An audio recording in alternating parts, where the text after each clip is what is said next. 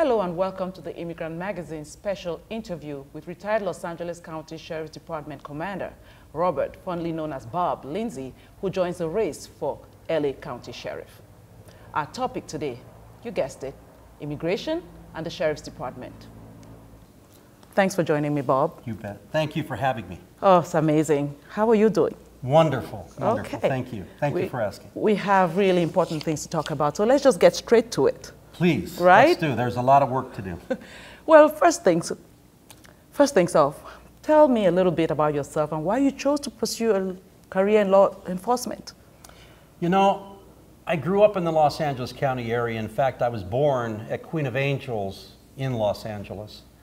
For 33 years, I worked for the Sheriff's Department, and then after the Sheriff's Department, I've been working for 7 years for the Superior Court. For the last 3 years, I've been watching what's been happening to the Sheriff's Department, and I'll tell you, it needs reform. It needs change. It needs some community participation. Absolutely. Okay, so now tell us a little bit, why have you chosen now to run for LA County Sheriff? That's a big job. And if we all know, many of us have come to understand the magnitude of what a sheriff can be if we look around the country in some really famous places. Oh, so yeah. Tell us now why you want to run, why you're running for sheriff. Well, you know, it's sort of crazy. This was not my dream. Really? I never had the dream to be the sheriff of Los Angeles County. But when you do look around the country, and sheriffs all over the country are in the news now. Yeah, yes, they are. But the ones that are in the news typically are the ones that are lacking leadership. It's the departments that are failing, or there's a huge incident like the school shooting that we recently had, where the sheriff is blaming deputies when in fact it's probably policies. It's the things that the sheriff develops for all of his deputies or all of their officers that really matter. And so really the reason I'm running for Los Angeles County Sheriff is over the past 3 years, what I have seen is, call it a decay. There's sort of a cancer from inside the department that's eating it from the inside, and that's now beginning to impact the department and the community. And I say that because look at rising crime, look at homelessness, look at drug use and epidemics, look at the mental health situation. All of these things touch on leadership. And the sheriff is supposed to bring leadership to all of these areas, not just crime, but all of the other outlying things, because the sheriff himself is responsible for one of the largest jail systems in the country. Quite the picture. Actually, that was going to be my next question, like what is exactly the role of the sheriff? Because, you know, we watch movies, the sheriff, it's cool to be sheriff. So what exactly is the definition of a sheriff? You know, a sheriff has to represent so many things. One, I think the sheriff needs to be a father to the community, to the deputies, to all of the professional staff in the department. A lot of people don't realize there are a lot of professional staff within the sheriff's department.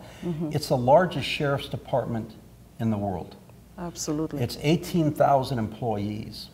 And so it's vast and 4,100 square miles. But not only do you have to be that figurehead of a father, you have to be a leader. You have to know how to guide people. You have to know when and where to make changes, whether they're policy changes, discipline, use of force. It doesn't matter. There's so many things. The jail alone is the largest jail system in the country. So it's such a big job. It is. Which means that you're ready to take it on.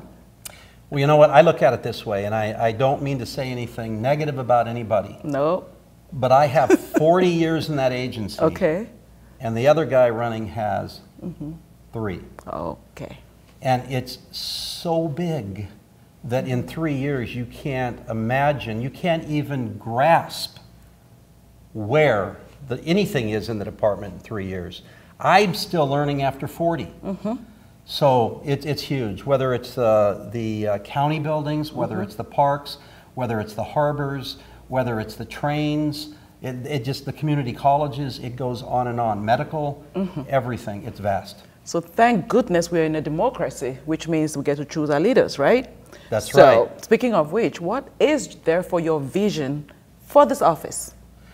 You know, my vision is to bring it back as a family, to bring it back not only within the department, but the community. The community has been forgotten. There is a much smaller role now for the community under the current regime or sheriff. And what we need to do is bring back every aspect of the community. Los Angeles County is the most diverse place in the world. Of course. I know you know that. I know that. And you have a thriving magazine that gets to all sorts of people. And I'm sure you get comments all the time about people don't understand those people over there or these people here. And what we need to do as the Sheriff's Department, we have to get into every community. No community is more important than any other, but we have to educate ourselves. Absolutely. So let's switch gears. Obviously, immigrants don't exist in a vacuum in the county of Los Angeles. They live within a framework. What, in your opinion, can you tell me about, have you observed, what do you think is your assessment of the pulse right now of the immigrant community in terms of their relationship with law enforcement? Well, I think it depends on where you are and how you're communicating with that community. There's a lot of fear right now. Absolutely. I can tell you that. And when I go out into the community and have honest conversations, because everybody in the community wants to be honest. Yeah. They want to have that honest conversation with you. And if you're willing to take the time to sit down, then you find the fears, but you're also going to find the solutions. Absolutely. Because right now, I can tell you 100% politics is in the way. Absolutely. You have politics driving decisions rather than people. And that's very sad. So, I mean, speaking of the fears we just talked about, I want us to talk about some incidents and stuff that have happened that hopefully you can shed some light on how you intend to show your leadership skills. Sure. So I'm thinking about, and this is really tough, the kids going to school, the frightened kids whose parents have been deported that we all know about, the young people who are in colleges or high schools, the DACA, and for those of you who don't know what DACA is, the Deferred Action for Childhood Arrivals. How do you think this should have been handled so far? Because to me, right now, it's not working. Well, you know it, and I know it. They're being used as pawns. They're in the middle of a political debate, and you have one side saying they should stay here, and then you have the other side saying, well, it's okay if they stay here. Right. If this happens. So you really do have both sides saying they can stay. I know. But they won't come to a decision. So the decision should have been handled long ago rather than putting them in the middle of it. Yes. And, you know, I've always looked at it, and the DACA individuals that I have spoken with, I often ask them this question. If somebody says this isn't your home, then where would you go? Where is your home? That's the question. And they look at me and they say, I don't have one other than here. And I think that's the answer. And you know what is sad is you and I can't make those decisions, but we can do something, do our own little bit, I guess. So, I mean, speaking of in that same vein, there's been such an uptake in, you know, deportation of immigrants who have no criminal records. You know where we stand on this thing. I know where I stand as far as criminals are concerned. Right. However, some of the people that have been deported don't necessarily fit in that category. How would you make things different under your leadership? And we have to take a look and understand that there is a line of demarcation. You have the federal government, and then you have the sheriff of Los Angeles County. Right.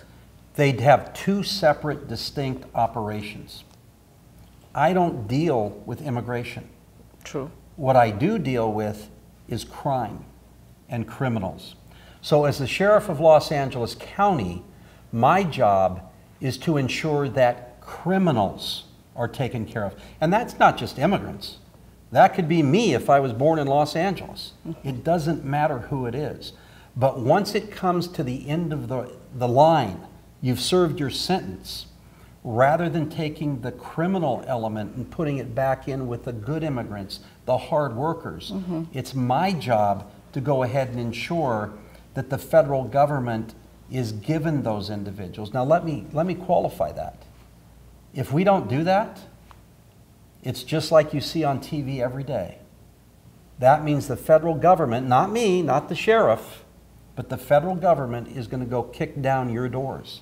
They're going to go find them because I have failed to hand them over. So I can either choose to put them in the community and let the federal government come find them, or I can give them to the federal government and say, I don't need you in my community. My community is let me police my community.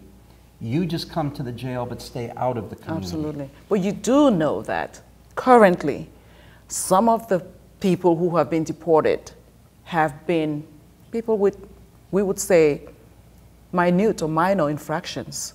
So don't you think that those people deserve to get that little pass? Well, I don't know that it's a pass. I think what's happening is that we have created friction with the federal government. You know what? The federal government's always going to win.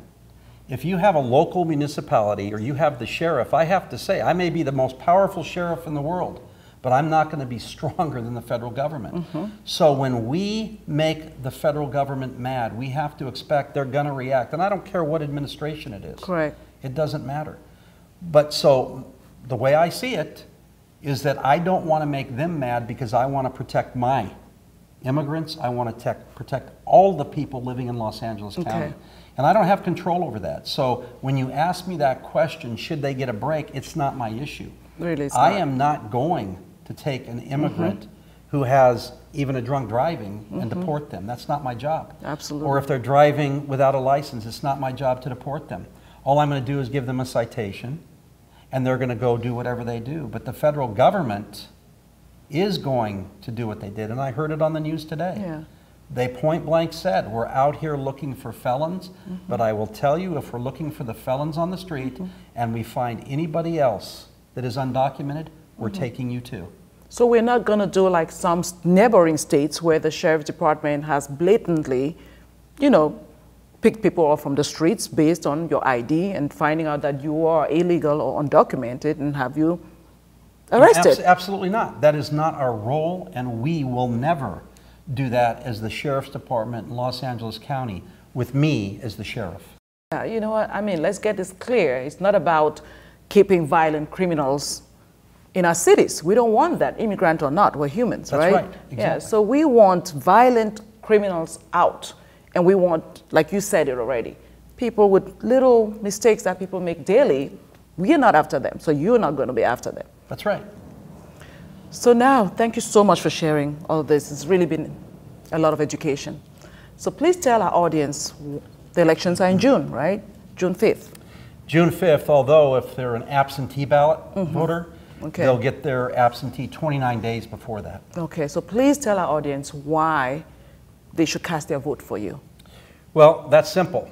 I'm the best choice.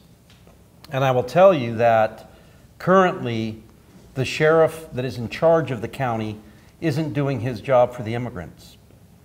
What he's doing is he is telling a story in this room and a different story in the next room. If you want to be safe, if you want programs, if you want someone who's going to actually come out into the community and make you feel safe, and who's going to train the deputies to make you feel safe, then I am the choice that you need to vote for on June 5th. Thank you so much, Bob. You're welcome. You just heard the voice of Bob Lindsey, your candidate for LA County Sheriff. It's up to you. The elections are in June. Do you want the status quo or do you want change? The power is in your hands. Thanks for taking the time, Bob, to sit down with us and tell us about your vision. Thank you, Pamela. We wish you the best in June. To learn more about what Bob has to say, not only on immigration, but other issues, his position on other issues, please visit his website at www.sheriffboblindsey.com. Did I say it well? You want to just go to bob4sheriff.com. Okay.